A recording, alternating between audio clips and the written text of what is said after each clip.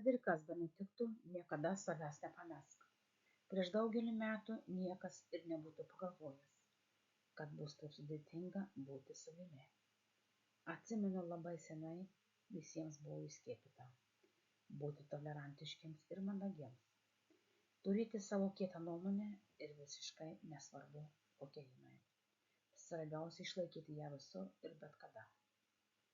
Ir taip stipriai apsivertė pasaulis, kad žmogaus nuomonė liko tuščia vieta. Todėl, kad tolerantiškumas ir mandagumas buvo tik primesta tautos, kurie norėjo valdyti sąmonę žmonių. Pažvelgus dar keletą dešimtmečių atgal, šiandien autobusu važiuodama prisiminiau Salomėjos Nėries eilėraščio žodžius. Keikė prakeiksmu ją, motinėlė tikra, būk prakeikta, deja, išdavikė dukra. Virski drebulė tu, visais lapais drebėk, paukštis joks nenutūps, prie tavęs nečiulbės. Te šukuos, tegu raus vietra plaukus piktai, tegu lietus išplaus tau veidelį baltai. Visos šios prakeiksmo žodžius išmokti reikėjo mintinai. Dabar visi giliai įsiklausykime tuos prakeiksmo žodžius.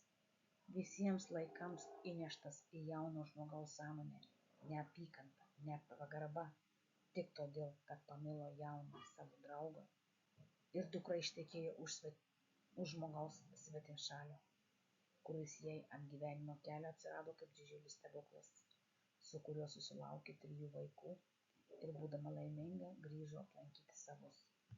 O savi kaip žvėrys dideli, už išdavystę, pavydą, neapykantą, užkapojo draugo dalgiu.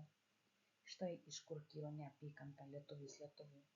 Svetimoje šalyje bėgti turi sutikęs lietuvį, nes bet kokią akimirką išduos savo tautiečius į Sibirą vežęs lietuvis lietuvį, kalėjimuose kankina lietuvis skaudžiausiu būdu. Tos tautos 10 kartų pamatuoja, tik tada pjauna, o tautietis iš pirmo karto be jokio gailesčio kerta skaudžiausiai. Ir kaip atverti mūsų literatūrą, įsiklausai giliai į žodžius, ko mūsų ateities kartos buvo mokomos, plaukai stojasi. Aš čia tik akcentavau tik keletą eilučių mūsų tautos mokslo švietimo.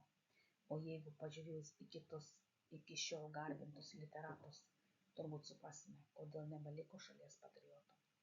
Visi prakeiksmų nešioja įgytą mokyklose nuo pirmoko suolo. Todėl mūsų vaikai ir nebenori eiti į mokyklas ir mokytis užkoduotų tautos prakeiksmų, užteršti savo jaunas sielas ir sąmonės, kurie atėjo į žemę atviri ir sąmoningi, į žemę kurti savo ateities gyvenimo. Pamąstymui žodžius užrašė Sigutė.